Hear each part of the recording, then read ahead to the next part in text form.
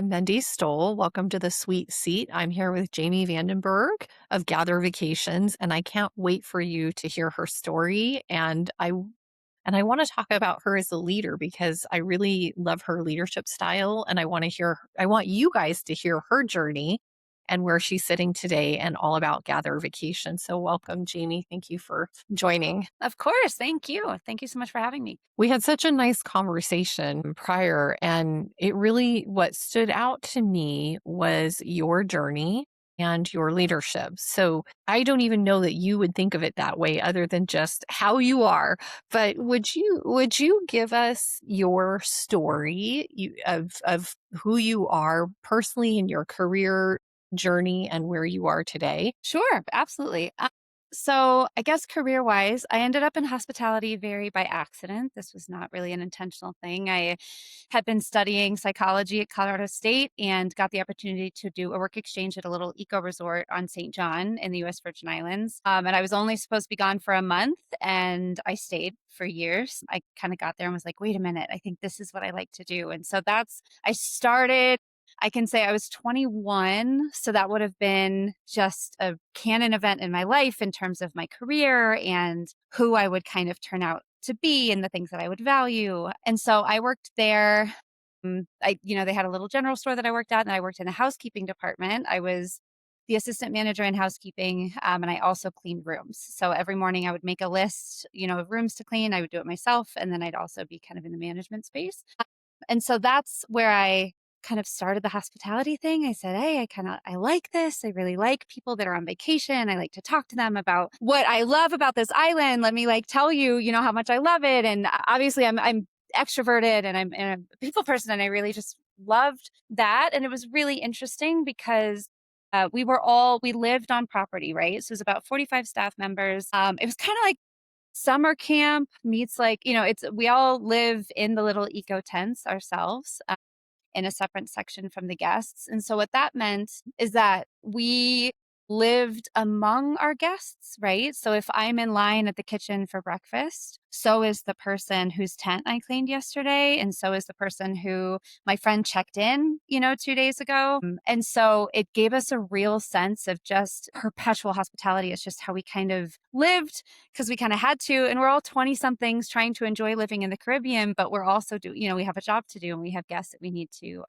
make feel like guests. And so and then additionally, I worked, it's 45 people and you eat breakfast, lunch, and dinner together every single day for an entire season. And my assistant manager was my roommate. And, the people that kind of worked at line level were eating breakfast with me and we're going to the beach later. And so I think that really informed just for the rest of my life. First of all, not a particularly formal leadership style. I'm not a very formal leader. I'm very relationship based. And it took the pride out of it because nobody cared what your title was at the end of the day when you're at the beach with somebody else. They don't care that you're a manager. Are you fun to hang out with at the beach? And so it also really fostered just a baseline of respect in how you treat the people who, it's weird to say that they work for you in an environment like that, but they did when you're in leadership, right? And so that's how I started. So when I was very green in hospitality at all in the leadership space, it was the first island that I ever lived on, all kind of hatched in this really niche sort of specific environment, and again, I'd be at the beach and a guest would come up and recognize me and say, hey, where should I snorkel today? And you can't say I don't care where you snorkel. It's my day off. No, you have to go, oh, have you tried water lemon? There's sea turtles over here. And so it was a very specific kind of hatching place, I think, for a hospitality career. And then from there, I came back to the mainland for a little bit. I lived in Colorado for about 6 months. That's where I am now. That's home base. I went out and then I found a job on Martha's Vineyard. It was, again, housekeeping management. It was really weird because the vineyard is so different than St. John, and the clientele at a luxury resort in Edgartown is exponential. It's wildly different from, again, an eco resort on St. John. And so I kind of cut my luxury teeth in that space, and it was very new to me. And I felt Like, it was really fun. I felt a little bit out of my depth, which, to be honest with you, is, I think, healthy. And then I looked at it and said, okay, like, I guess I got to figure this out now. Like, this is a totally different thing. And that was, still housekeeping, and housekeeping really runs true in like every career move that I've made, every leadership role that I've held, is that as a housekeeping leader in that space, I realized really at that point, and also in St. John, that I'm never, if I'm in leadership, I'm never the one that's doing the hardest work. So if I needed to go talk to a room attendant about something, or check in with them, I would bring a rag and I'd be, cleaning Mm, a surface as I'm talking to them, or I'm helping them strip the bed, or because they've got a really hard job to do. And my title could be intimidating. And so it was kind of an intentional leveling of, hey, I'm also just working today and just wanted to like talk to you about something. So really, that was a space, again, it kind of reinforced how I approach relationship building and rapport building and trust, and really buy-in from my team, because I bought into them, and it was a really hard job. I mean, a luxury resort on the vineyard, the expectations are sky high. And so I really learned in that space how important it is to make sure your team feels supported, and like you hear them and you see them and like you care about what their day looks like. And if it's a really hard day, you're going to hop in and roll up your sleeves and do it with them. And it was a really interesting team.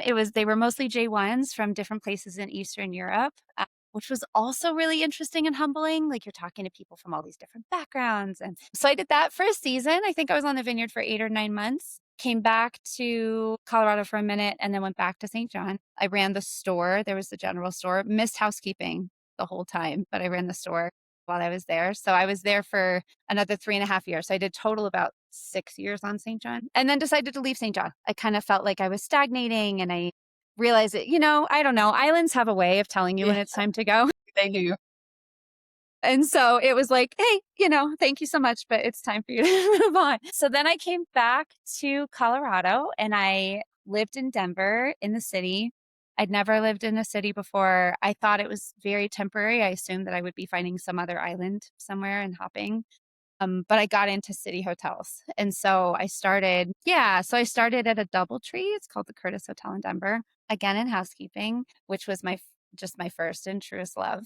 And that was also just a very different, I mean, I was used to resorts where it's 100% every single night and it's absolutely wild for this many months and then it dies. And then you can do all your deep cleans and you can do, like, it's a different cadence. It's a whole different vibe. And I remember like one of my first days in leadership, we had to drop rooms and I didn't know what that meant. And it terrified me. What do you mean we can't drop rooms? Like, we have to clean everything in the hotel. What do you mean? But so I did that and then so I was at the Curtis for a couple years. I worked at the Westin, so another big business city hotel, also in housekeeping.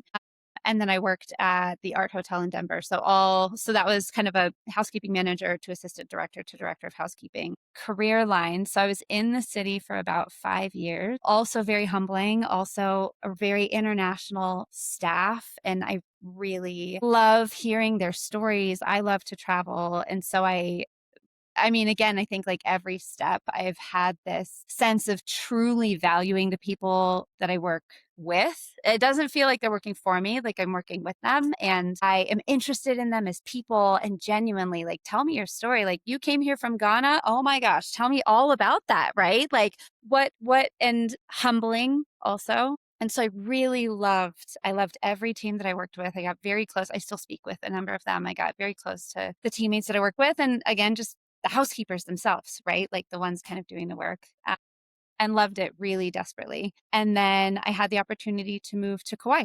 Uh, So I started working at the St. Regis when I first moved to Kauai up in Princeville. So then I went kind of back into the luxury space, obviously, having been in kind of a business city space for a little bit.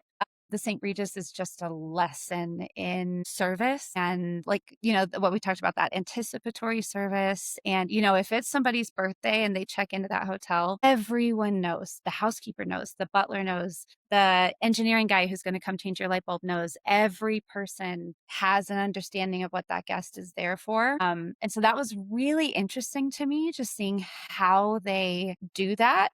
how they communicate it, kind of the process that it entails to communicate, and the level of service expectation there. It's just how they, I mean, it's St. Regis, right? Like it's just how they do everything is very top of the line. You have to meet them at that service level space. And so I thought that that was really interesting. Ultimately, the St. Regis, frankly, was too formal for me. It was, I felt like there was a real kind of divide between leadership and the staff themselves. And I struggled with that. So I learned so much. And then I also learned what didn't work for me and what I don't necessarily believe in. So I moved on from the St. Regis. I worked at a place called Snorkel Bob's for like 8 months, which was the most fun. I mean, I just wore like cutoffs and flip flops and, and just took a full step back from everything and was kind of going like, what am I doing? Right? Do I want to stay in housekeeping, which I love, but is exhausting? And the hours that you work when you're in leadership, I felt, I started to question how sustainable that was for me. I started to look at the hotel structure in general and think like, I don't know if I want to be a GM actually. Just again, the work-life balance. And I didn't think that that was my path. And so worked at Snorkel Bob's, took a minute, breathed, at Snorkel Bob's is where I really felt like I understood why people come to Hawaii though. So I'm there and people are walking in to this little snorkel shop in Kapaa Town, and they think that they're just getting a boogie board. And I would say, okay, but have you seen the Nepali coast? Right? Yeah. Are you going to see the Nepali coast? Let me tell you, like, if you haven't even heard of that, oh my gosh, like, please. And really learn there that Hawaii is such a special place to people, whether it's their first visit or if they come back every single year or if they try different islands, whatever it is. It's such a specific kind of draw for people to go to Hawaii. And so I really learned that, just the guts of it in the trenches when I was at Snorkel Bob's, just talking to people. And again, because I'm such a geek and I've built a career on living in places that I'm passionate about. And so then I just want to be like, let me tell you how much there is to love about this place. You don't even know how many things there are to love. Let me tell you all of the things. And so that was just really eye-opening, I think, being there and talking to the different kinds of people that would come in. You've got the really, high-end luxury guests, and then you've got the budget ones who have saved for 2 years to come visit this place. And all of them walk into Snorkel Bob's, And so like connecting with them and understanding what was important to different, it's in the Starwood days, we called it trip personas. Why are you coming? What is your vibe? Are you the family? Are you honeymooners? Have you been here 100 times? Is this bucket list? Snorkel Bob's was a very, very good just cross section of everyone who comes to that island. So I did that for a while, and then I got pulled back into the housekeeping life. I started working at a place called Sweet Paradise in Poipu on the South Shore.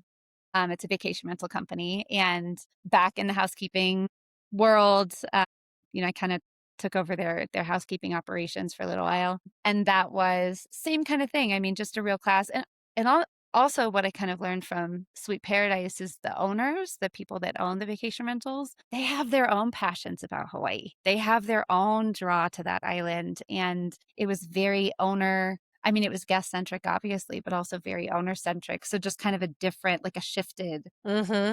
not focus. I mean, it was just focus on hospitality in general. But yeah, so I did that for a while. And then I had my oldest daughter on Kauai and realized that I was a 7-hour plane ride away from everyone else that I loved. And that was a little bit too much for me. So we came back to Colorado.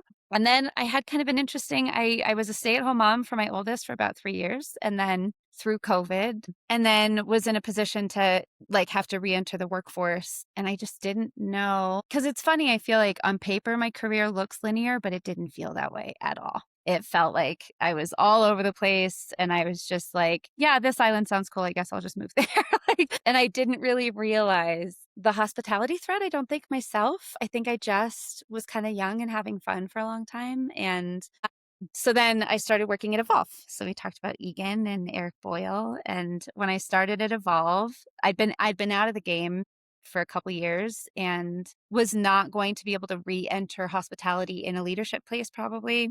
And also didn't want to go back into hotels. Like I had 2 kids at that point, and Right. it just felt like something I couldn't really do. So I started working at Evolve. I had to work, I mean, line level. I started as a CX agent just in their call center. And then it felt really interesting because it felt like a return to speaking to guests and that nerding out about, hey, where are you going? And, at Evolve, they were going all sorts of places. Yes.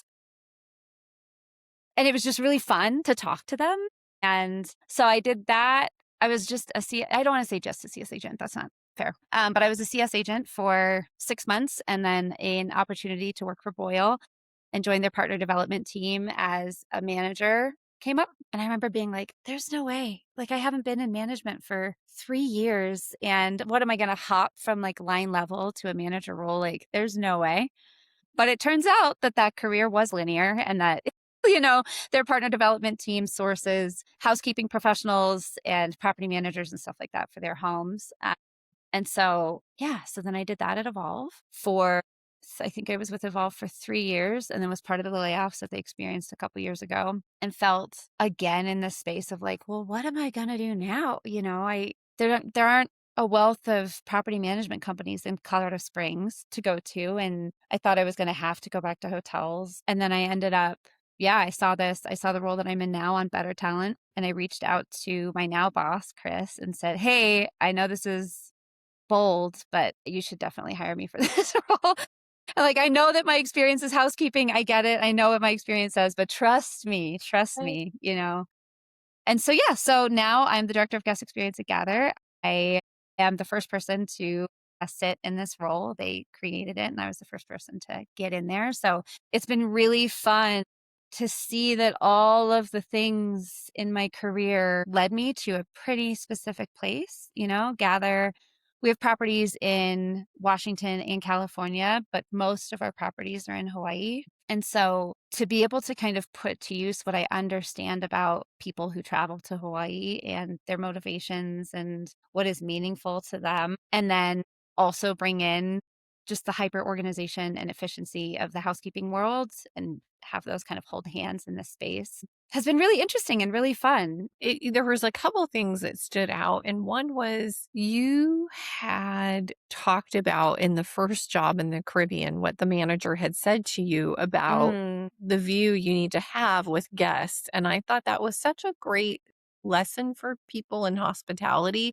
yeah. Would you share that story? Yeah, of course. So, again, we're just a bunch of 20 somethings, like kind of having fun and working at this place. And my GM, a shout out Joe Farraco, if he's listening, he would have, we'd have a big staff meeting the beginning of every season to kind of prep us and say, hey, it's about to get crazy. And what he would say is that, people save for a year, 2 years, however long to get to spend 1 week in the place where you guys live.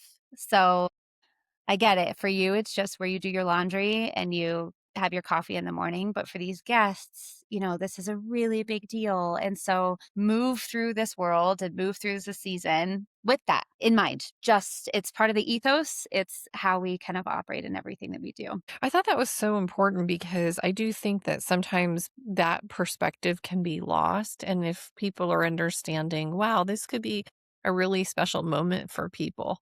Hmm. And because in hospitality, I don't think it's the four walls necessarily.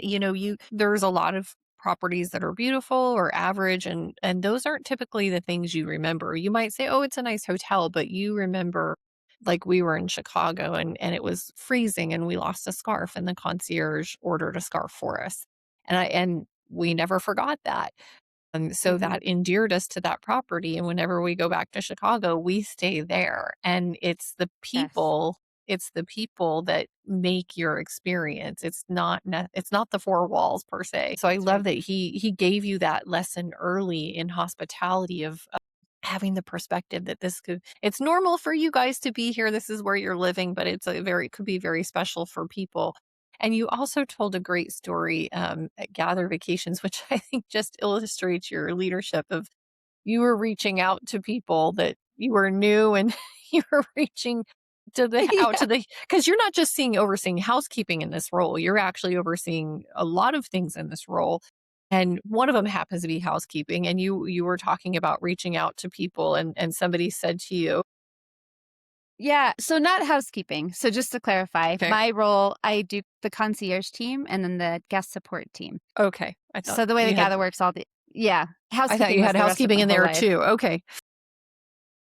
But yeah, so when I first started, I'm a director and I'm a new director and nobody knows me. And like I said, am used to just, if I need to go talk to somebody, I'll grab a rag so that I can help them clean and talk to them. But that's not available to me in a remote space. And so I would just hop on Slack and go to an agent. I would see something and say, hey, can you take care of this? Or would you mind like responding to this guest or whatever it would be? And the manager had to come to me. She was like, you have to stop doing it's like, "You're terrifying them," because You're scaring people. yeah, right, and so I felt it took me a long time to kind of break out of the habit of just thinking like, "Well, I'm just a person and they're just a person. We just happen to have these titles, but aside from that, we're just 2 humans that are doing a job," but it was a really good lesson, to be honest with you, in that empathy piece and realizing the space that I occupy, and so now if I have to reach out to anyone, be it one of the managers or any of the people that are working for the managers, I'll be very explicit, right? Like, "Hey, can you hop on a Zoom with me? You're not in trouble. This is what we're talking about," right? Like, and so it gave me a sense of, yeah, I lose track. I mean, I just don't really think about it. And then and now, I mean, I've gained rapport. I have skip levels. I think I told you with the team bi-monthly. So that's as close to an open door as I can get in this.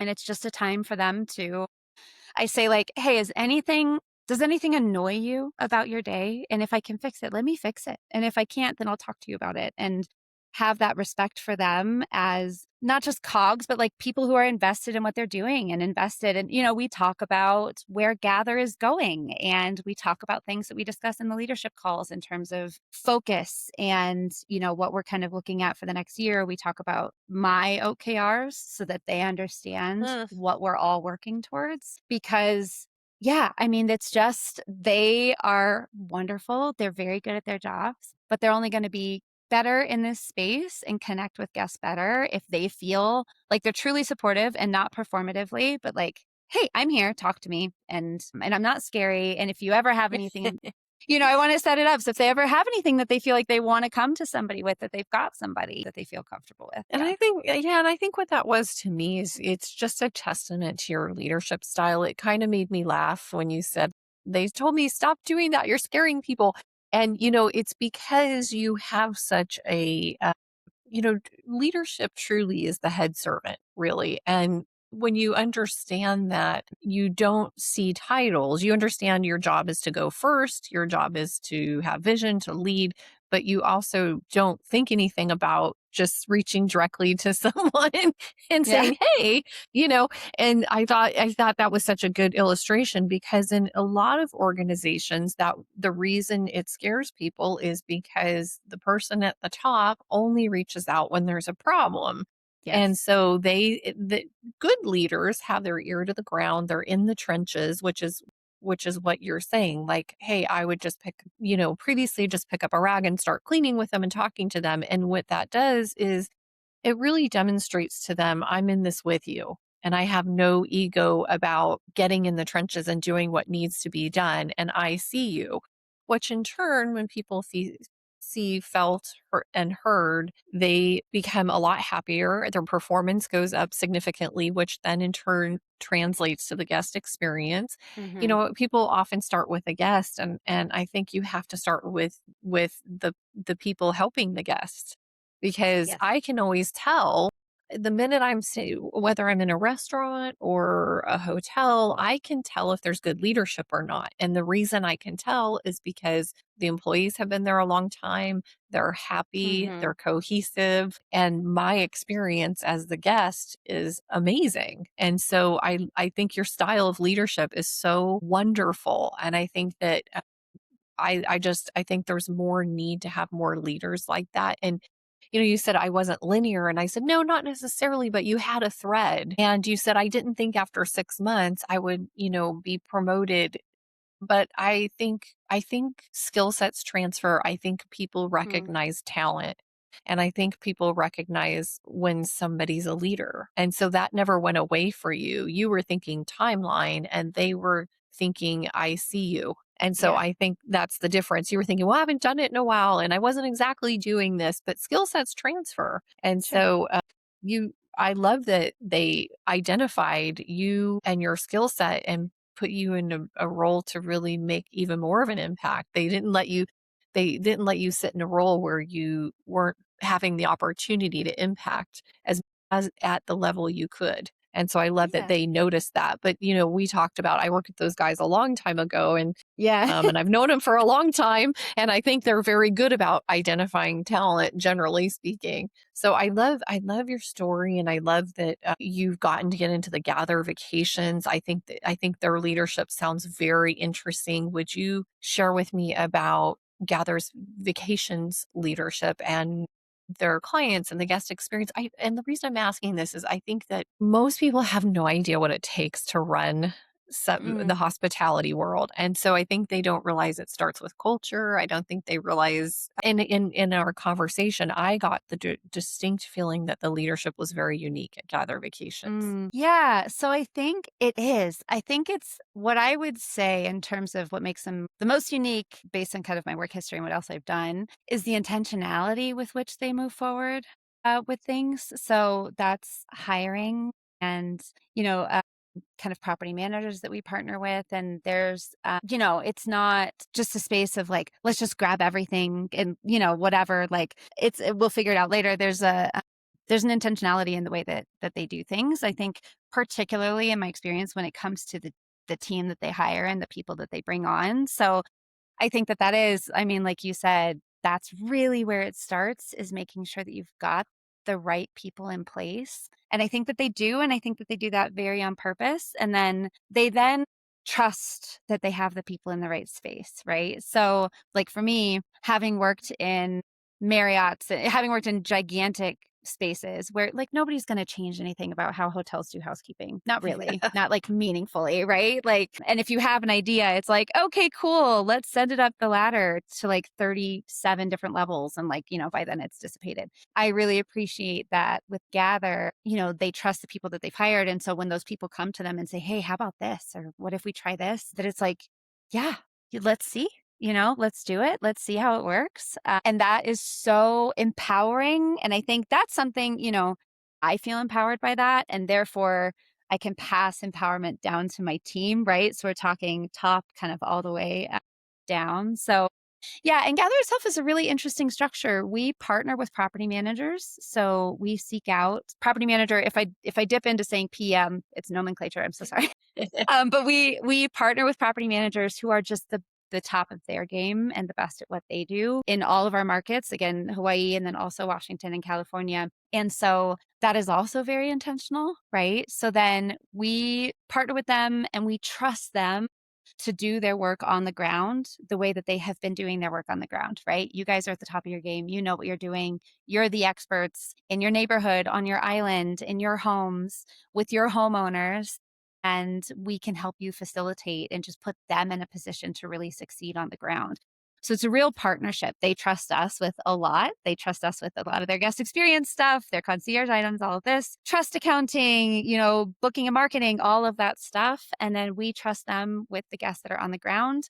One of my jobs is to empower them with information and just equip them with what we learn about guests so that we can then send it to them and say, you guys work your magic while the guest is there. So it's a very interesting, truly a partnership with our property managers. And so that makes it interesting as well, right? Like we have to be pretty careful and intentional about who it is that we're going to partner with because it is in addition to the culture, I feel like Evolve was also very good at this and understanding. Like I really valued that Evolve would say, bring your whole self to work because we hired you, right? We don't want this compartmentalized. This is all that you do and this is all that you are. We want you to be yourself. That's why we brought you in. And I think Gather operates that way too. So it's really empowering. It's fun. It's also if something doesn't work, we go, okay, so that didn't work. What else can we do now? What did we learn from it? How can we move forward better next time? So, it's a pretty small team, which is also really helpful. We know each other pretty well. So it's just, yeah, it's a good environment. It's a good team. I've loved it. I've absolutely adored it. I love how you said, we learn from it because I think there's two types of ways that people lead. One is people don't feel they can make a mistake. And that's Mm, really challenging because people are afraid to do anything. And so you're not really getting the best because they're afraid to make a mistake. And those where they say it can happen. And so what do we learn from it and what can we do differently next time? And that's so interesting about what you said because when you have that environment, people feel empowered. They're not afraid. And mhm. then that translates to the guest experience better. The company grows better. People are happier. So I think, and then you were saying, I went to this other place and, I was uncomfortable, but I think that's a good thing. And I do too, because growth doesn't live in comfort. It's Sure, absolutely. only in the Mhm. uncomfortable. So I love that you said that. And I love that you said that you share your metrics with the team because they can buy into that. They know what the goal is. They're rowing in the same direction. And Mhm. it's not just your goal, it's our goal. And you have built that rapport by checking in with them and having conversations and saying it, and the conversation that you're talking about, you're not just saying here's what I think and here's what we've got to do. You're actually saying, is there anything annoying you about your job? Let me know. Yeah. If Yeah. and if not, and that really, really honestly is such a great thing to say. I think leaders are afraid to ask that question sometimes because maybe they don't want the answer. But Mm, when yeah. you ask it, it gives you the opportunity. First of all, people I think really appreciate that. And second of all, it gives you the opportunity to really have and address anything that might need looking at. So I just Yeah. love your leadership style, and I'm glad that you're with Gather. Why do you think, Jamie, why do you think the clients put their homes with Gather? What makes Gather different, right? Because there's a lot of places. So I let's say I own a home in Hawaii. Why do I put it with Gather? Mm. So we work really hard to listen to our homeowners, right? So the same thing, the same way that I'm talking about listening to my team, we go to lengths to get information from our homeowners and also from our property managers, our teams on the ground. It's a very learning improvement focused group, right? So let's get information. And let's really hear this and really put in a group of people to figure out how to make that better, right? So we've got experts across the board, right? Like I mean, not to toot my own horn, but guest experience, our L&D leader, our revenue leader, our marketing team are the best in the game. Our property managers are also the best in the game. And so it's entrusting your home to true experts, but experts who aren't done learning about it yet, right? We're not a finished product. That's the quickest way to fizzle out in this industry is to think that what you've got is a finished product. And we don't think that. So let's figure out from the people on the ground, from the people that we're working with, what's working and what's not, and get better. So we're already up here. And then the only way to go is is up because we focus on that. We focus on that as a team. So it's a very learning focused group. It's like my entire personality is to be really geeky about hospitality and I'm so passionate about making sure that guests have an incredible experience. So not only and it's not just me, right? Everybody, the property managers as well. So not only are we listening to you and we're understanding same thing. What is annoying you? What can we fix, right? Like how can we do this better? Not only are we operating in that way, but the guests that stay at your home are going to love your home. They're going to book your home again. We have repeat guests. We have a number of repeat guests. They book the Yeah. same home over and over and over. And that's a product of just a team who's really passionate about what they're doing and kind of the best in the game. And I think, I've talked about my hotel experience. I feel like there's such an opportunity to understand guests and to bridge guests who used to stay in hotels, they're staying in vacation rentals now, Yes. right? And the industry blew up for a very specific reason at a very specific time. And now we've got these guests. My mom's one of them. She'll stay at a timeshare and she'll say, well, I just don't know why I can't get coffee delivered. Well, that's not how this works. You've got a group of people who are really obsessive about making sure that your home is very well taken care of, that it's marketed properly, that it is marketed to guests in a way that will bring stays and bring the right guests, the kinds of guests that you want in your house. And then when those guests get there, they're going to get the private chef booked and it's going to be the best night of their whole stay. And if they've saved for 2 years, it's the best night of their life, And they're also, if they have to for late checkout, or if they have to leave a day early, they're going to get a team that's obsessed with their experience, that makes sure that they're really connecting with them and hearing them. So So every touch point. tell me, Jamie, so we talked about the homeowners, but let's talk about the guests because Mm. that is always the challenge when you have homes and a hotel. Everybody's in one location and you can really scale. And it's always more challenging when you have homes, right? And so tell me how you guys do things differently. Why do I rent from Gather instead of another vacation company as a guest? Yeah, so I think that that hotel piece really comes in key here in terms of how we're doing things at Gather. So we care about our guests, and we also make sure to keep note of important things, right? So if a guest Huge. calls us and says it's huge. Yeah, and it's something that these big hotel chains, if you're an HR honors member, and you request a feather-free room, every Hilton you stay in knows that you're feather-free. And if they're doing their jobs right, they call you before you get there and they say, "We see that you need a feather-free room. Would you like that for this room as well?" Right? It's that anticipatory service. And that is what's so hard about vacation rentals. We ask them. We ask them why they're coming. We also ask them, I mean, we just ask details about their stay, right? We already know how many adults, how many kids, but it's, why are you coming? Concierge services reaches out well before the guest. 40 days, I think, before their stay is when our concierge services reaches out and Nice. says, "Hey," Good.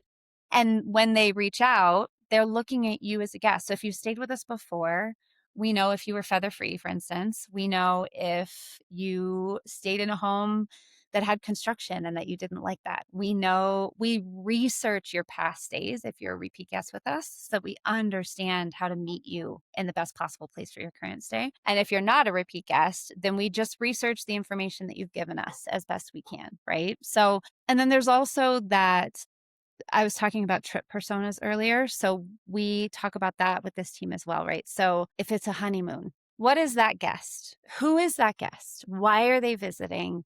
What's going to be the most important to them? So we just put a lot of effort into understanding who it is that we're speaking with so that we can provide their best stay, not a generic best stay, not like we have the same gift basket for every guest that checks in, but what is good for this exact guest. And I think that that's something that, again, hotels can do really well. That the vacation rental industry, repeat guests and loyal guests in the vacation rental space is kind of a unicorn. If I'm a guest and I want to stay in Maui, I'm just going to hop on Google and say vacation rental in Maui. I don't care if it's Gather or Verbo or Airbnb or Wander or whomever else. I'm just going to look at the pictures. I'm going to figure out what the rate is. And so if we can create those experiences like your scarf experience, where you say, "I'm never staying in another place in Chicago. Why would I bother?" Then that's how we try to get that kind of unicorn of the repeat guest. So we really just pay attention. And then I've got a team full of really lovely, warm, hospitality focused people. And we're not a call center. We care and we listen. And not to say I'm not trying to, call centers are fine, but that's not what we are. That's not how we operate. No, So, I think that's a good point because I've always seen that gap, and that's always been the struggle when we book, right? Because if we book in a home, I know we're not going to get the amenities of the hotel or the staff of the hotel, right? But we mhm, have the space of the home. And so there's always this struggle like do we stay if it's just say two people, you're like, we'll just stay in the hotel. That's easy. But when you start adding the dynamic of a concierge, that changes everything, right? Because if I go yeah, on VRBO, I book a home, it's probably the homeowner who listed it. I may or may not have a consistent experience. I remember the first time we booked a home many years ago, but it was my husband turned over and the homeowner it was their primary home and they were renting it out to make extra money. And so it wasn't like a second home. And this was in a very nice area. And my husband turned over at night and he opened his eyes. And the picture of the homeowner and his wife were in a frame on the nightstand. And my husband sat up and said, I can't sleep looking at this guy's face. I feel like I'm invading his home. And uh-huh, so, you don't always have that consistent experience when you're booking, say, through VRBO, and people might not realize that, that's the difference with Gather. I'm sure you guys have a very clear handle on what a house should have and look like. And mhm.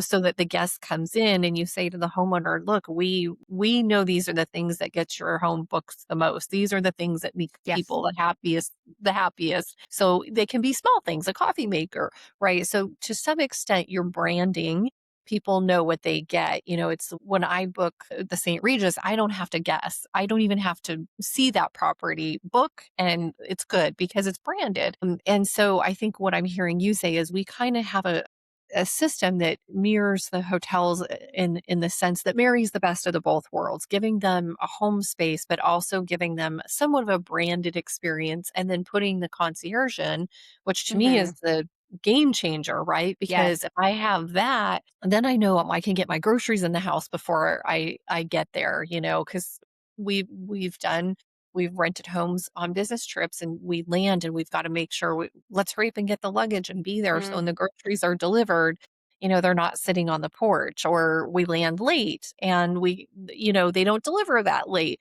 And tomorrow we're in a meeting. So I think your piece is so nice that you guys have the concierge and the way that the guests can be taken. And I love that you have a Yes. profile, because a lot of the vacation homes don't care. They just, you're booking great, where you're saying, let's create a profile. Let's try to break the mold of the one time stay. And let's Mhm. see if we can get them as repeat guests, because we stand out from the person down the way renting a house. Am I hearing that right? Yeah, yeah. I think there's kind of a feeling in the vacation rental industry that you can always get another guest, but you can't get another homeowner, right? So Mm, homeowners, they, there's so they, much focus on true. homeowner. And at the end of the day, that's the truth. It's the truth. And so we are servants to homeowners. We really pay attention to what they need. But the guest experience then often gets lost in that. And so I think that concierge kind of bringing that, like, yes, homeowners are our ultimate client. Our property managers and our homeowners are our ultimate client, but not forgetting the guest in that scenario is really important to us. So, and yeah, that concierge team, they'll reach out, and it's things like you're talking about. They have traveled. I've been on a 7-hour flight. I just landed. I'm so tired. I've got 3 kids with me. I'm just exhausted. And our concierge team thinks, well, how can I make this guest life easier before they get here? Right. Also, frankly, a number of people specifically visiting Hawaii, if it's their first time, they kind of feel like they're on Mars also, right? They're not comfortable. They don't know where to go. Maybe their phone doesn't really have service. It can be an uncomfortable travel experience for some people, like at first. And so how do we lift that, right? So, and it's things like if a guest reaches out to have their fridge stocked before they're there, and we see that they've got 3 kids that they're traveling with, we see, here's your fridge stocking, whatever. Do you have car seats booked yet? Do you need a stroller? Like, can we do that for Crib. you? A crib, exactly. High chair, do you need baby gear? Do you have that? Or a pool fence? Do you need to have a pool fence installed? Do we need to talk about that? So it's looking at that guest holistically, but we are intentionally trying to make their life easier when they get there and just make them more comfortable. So, we're talking about, things like bento boxes. So we can just have an arrival essentials package where you get there and there's a couple bento boxes for you and your spouse and your kids or whatever. And then there's like eggs and pastries, orange juice and coffee for the morning. And then if you don't want to spend a chunk of money on a grocery delivery, you've at least got it covered for that night. So you don't have to go to Yeah. the grocery store that night. Especially with You don't kids. have, especially with kids, you don't even have to go in the morning. You have what you need, and so and that's when we talk about concierge, we talk about package creation and stuff like that. It's not just the honeymoon wows of the Vouv and the, flowers, but it's how can we meet every guest where they are and make it stand out and make their lives easier really across the board and make them feel like we care who they are and we care why they're staying with us. I think that's such a huge differentiator, because that you don't see that in the vacation space, and your Right. role is really fulfilling that, and that is going to make you guys stand out. How do you convey that? Like if I'm going to book, and I'm looking cuz I'm assuming you guys are on all the platforms, right? The Hmm. typical booking platforms. And so how do I guess reviews, but how do you convey this? We have the concierge, we have this is why you want to book here instead of over there. Yeah, so it's definitely, I mean, frankly, like we talked about before, people are just going to Google Maui vacation rental and go where they go, or Google Bellingham. So I think a couple of things. One, To be very candid with you, our homes are next level. They just stand out on their own, but it's in the Okay. listing content, right? So we have a really hardworking portfolio team that's and marketing team, and they study SEO, they study AIO, which is the Yep. newer kind of how guests are searching for places. Uh, and then we've got a marketing team that's working really diligently to bring in testimonials from experiences. Guests are Awesome. booking based on experiences right now, right? So let's bring testimonials in from those private chefs and those in-home masseuses and, these really interesting, different moments that guests can have. You know what, Jamie? I would argue that really we're moving out of the experiential economy into the transformational economy.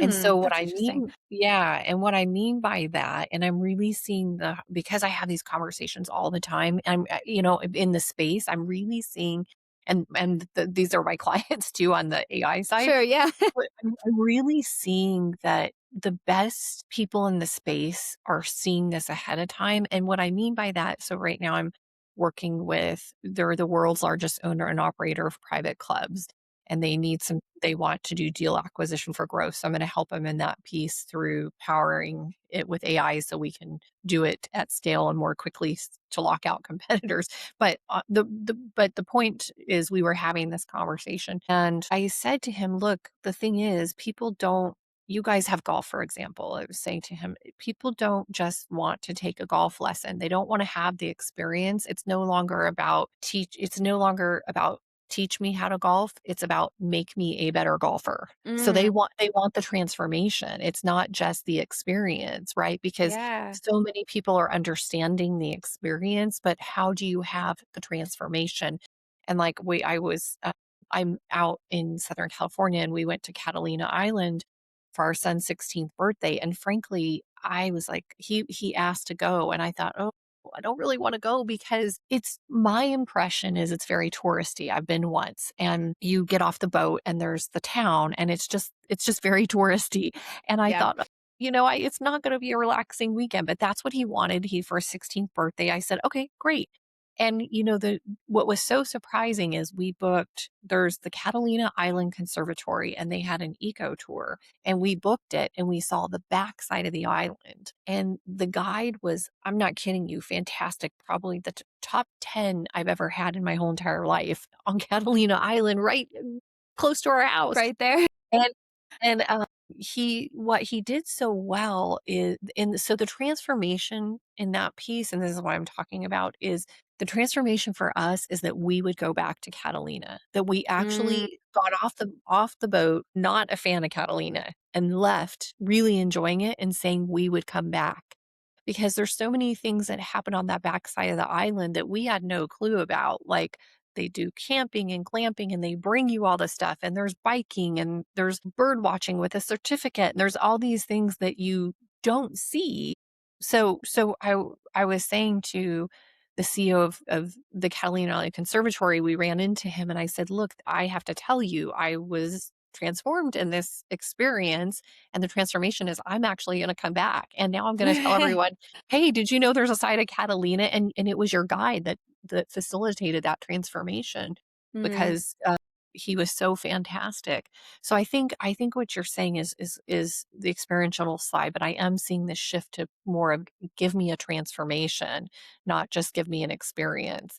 And I think your team yeah. is set to do that. You know what's interesting about Hawaii is that people go looking for the transformation, right? So it's not a surprise to them. That's why that's so often, again, whether they are guests that have been to Hawaii 50 times or guests that it's their first time, they have such a draw. There's such a draw in those islands. There's just such a force that makes people drawn to them. And so they want that. So they're also coming to us, right, to our concierge team saying, I want to see everything and I want this is bucket list. Like we talked about, this is Hawaii is the biggest make or wish kind of geographically. Yeah, that's where the most make a wish wishes I guess come true. I don't know how you'd phrase that, but people come to us having that in mind. So it's really interesting. It's not a I think about St. John. I think about St. Thomas, actually, specifically. People go to St. Thomas, they get off on the ferry. Have you been to St. Thomas? A long time ago, like 25 years ago. Okay.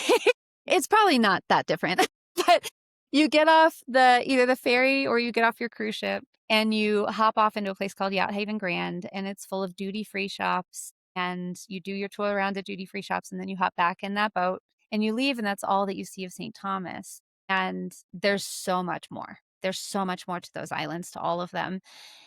Hawaii is different in that people know that, right? And they Mm, want to feel I think what's really interesting about Hawaii is that it feels like a club. It feels like an mm. insider's club, and every guest wants to feel like they're the special guest that's been invited inside of the club, you know? Like they're the ones that are connecting with the land and connecting with, the environments and things. And so I think what's very cool is that so our CEO lives on Kauai. She lives in Princeville. So she's also really deeply rooted in that, right? And understanding the depth of the draw that people feel when they visit Hawaii. And so, a lot of what we do on the concierge side as well is partnering with smaller local vendors and just giving guests really hyper local experiences there, so that they feel like that they're getting that they're that they're, on the inside of kind of this special club for the week or, 10 days or whatever that they're there. So in these experiences, it's a very interesting thing because they know exactly what they're looking for the most part. And so you have to kind of rise and meet them and make them. And how do you make that feel special then? If a guest already knows that they want to go on a boat trip, how do you make them feel special for wanting to go on a boat trip? Right. And so then you go, okay, let me understand you a little bit. What are you looking for? Do you want, a big catamaran with a bunch of people and they're serving you Mai Tais? Is that what's going to make your Is that trip? your Or vision? Yeah. yeah, or do you want like a Zodiac and you wanna zip around and hold on to ropes and, like, nearly bounce off the boat as you're, like, in the sea caves? Like, what are you looking for? And that's the piece that they don't know. So it's also getting into details and having an understanding. Our concierge manager is from Oahu, she's born and raised. So we have a very yeah, and then we have a woman who works in concierge who lives in California, and so, like, the West Coast and our West Coast properties, we have people who are And invested and who understand. Yeah.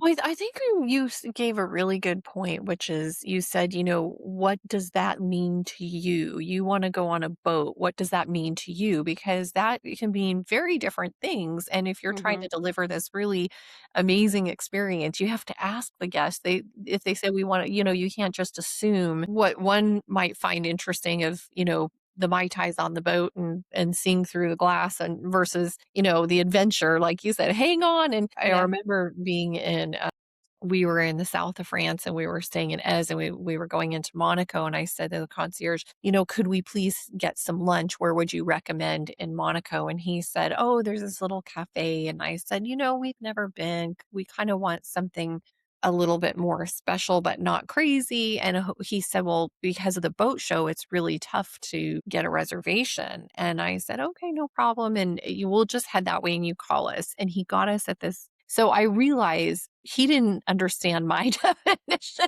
Right. because we were on different pages. The boat show turned out to be a huge yacht show. And Mm, so I was thinking, "Oh, a cute boat show." And so we thought we were just gonna walk into this boat show. And then he got us this great, amazing restaurant with 180 view and at the water's edge, and it was tableside. So he went from the cafe, which was a bit casual for what I was looking for, to the mm, complete opposite, but he didn't ask. And that was surprising. And this was your point. You said, "What does that mean to you?" And this is mhm, how we give the guest exactly what they want. You wanna go on a boat? Tell me what you're envisioning. And what you're saying is we have all these local people who they have all the resources, they know, and they're trained to ask the right questions so our guest experiences exactly what they're looking for. And I guess I would ask you, Jamie, as we tend to wrap up, what would you say what in because I know this is kind of a broad question, but I think it's always good for people when they're listening would be what was probably your biggest aha, either current in your current role or in your career in hospitality? Because I can mm, tell you're very reflective. You've talked about your career path and you talked about what you took away from each mm. on what you brought to it, but what you also took away. And so you've had this fantastic career and you have a reflective mindset. What would you if we leave the guests with the aha moment that they could maybe take away with them, what would that be? That's a very good question. An aha moment. I mean, I think, not to repeat, but that the moment that the GM said, people save to stay where you live, I think was a very central. I mean, that made a really big difference for me. This isn't really an aha moment, but reading Unreasonable Hospitality was pretty pivotal for me in terms of how I think about empowering my team to help guests and what it means to have just an ethos of hospitality. I think, okay, this is going to sound crazy. This is going to sound insane, and it's not really a hospitality thing, but it goes to the thread that we were just talking about. I couch surfed in Greece in my 20s. Mm. And I could have stayed in hostels. I was in my 20s, whatever. I could have stayed in hostels. I could have stayed in cheap little hotels. I could have done whatever, but I couch surfed. And that showed me what it meant to connect with the place that I was visiting, right? I stayed with people who just lived in Greece. And we ended up on this island called Syros, which is not particularly touristy, but is just lovely and sleepy and perfect. And we also stayed on Santorini, Syros. And Syros, that host, and this is not something we didn't pay. I mean, we were couch surfing. This is not a hotel that I stayed at, but that host, his name is Yorgos. I adore him. He's wonderful. He made me and my friends feel like he wanted to show us Syros. He wanted to make us love Syros the way that he loved Syros. And so he took us to restaurants where there wasn't an English menu, right? And he took us to his mom's house for lunch. And he brought us into his space. And again, I know this is maybe not exactly the answer that you're looking for because it wasn't really an intentional hospitality experience, but it shaped how I think of, because we couch surf because we wanted to know Greece, really. We Mhm, didn't just want to mhm. know Ia, right? We wanted to get it. And that he was so humble and he introduced us to his friends and he took us to really local places. And Syros, we left with Ia is beautiful, but Syros is my favorite place that we went to in Greece. We also went to Mykonos. It was too partyish for me. That I think it's just, I don't know, honestly, Mendy, if I can give you a specific aha moment. I think I've just had little pieces along the way that have made me realize that hospitality is just about connecting with people and making them feel special and like you care and like you're going to meet them where they are. And also, again, connecting with teams, I try to make my team feel that same way. I have as much care and respect, and I care about their experience and what their day to day is of my team as I do about my guests. And that has just been a result, frankly. And I'm so sorry if there's not like an aha moment to take away, but throughout my career and the kinds of work that I've done and the kinds of places that I've worked and the kinds of people that I've worked with where I just wanted to know them so much and have been so fascinated by them and so inspired by them has just created a thread of and that's how I see the world. That's how I see hospitality. That's how I travel myself. So yeah, I'm so sorry. I feel like that's not really an No, aha no, moment. I'm still kind of I searching in my head.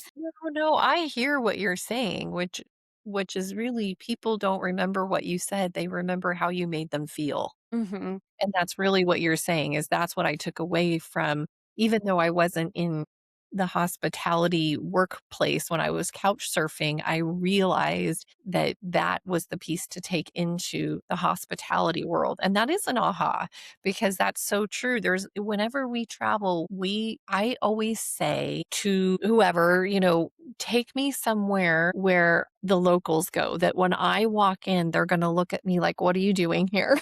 Because Yeah. I wanna see all the sites, but I wanna know and experience the true location, and what you're saying is I couch surfed, and I really got to be taken into his world and to understand it at a level that most tourists wouldn't, and so how do we translate that? That gave you the aha of, that's how we need to bring it into for the guests so that they get that experience when they come to Hawaii. They understand it not from a pretty brochure or a website or Instagram, but they leave transformed through Yeah. their experience as more of a native than just a tourist. Give them the tourist if they want it, but most people, I think, coming to Hawaii want something deeper. And the Yeah. other thing that you said was aha, which is so true because obviously that was your first hospitality job, however long ago it was, and it still stuck with you.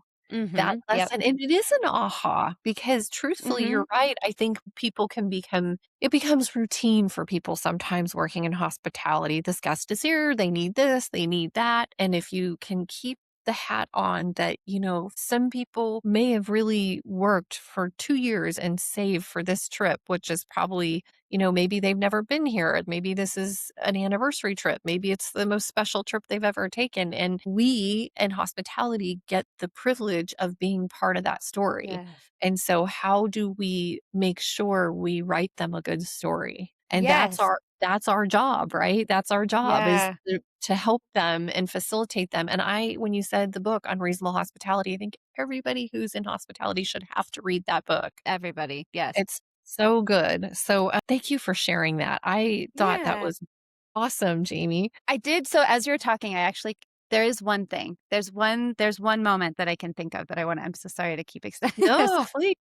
When I lived on the vineyard, and I didn't live there for very long, right? But when I lived there, I lived there. I did all the things. I did everything that I could. And my mom in Colorado said, "Hey, I've got this friend and she's elderly and she's just always wanted to go to Martha's Vineyard. Her whole life she's wanted to go to Martha's Vineyard."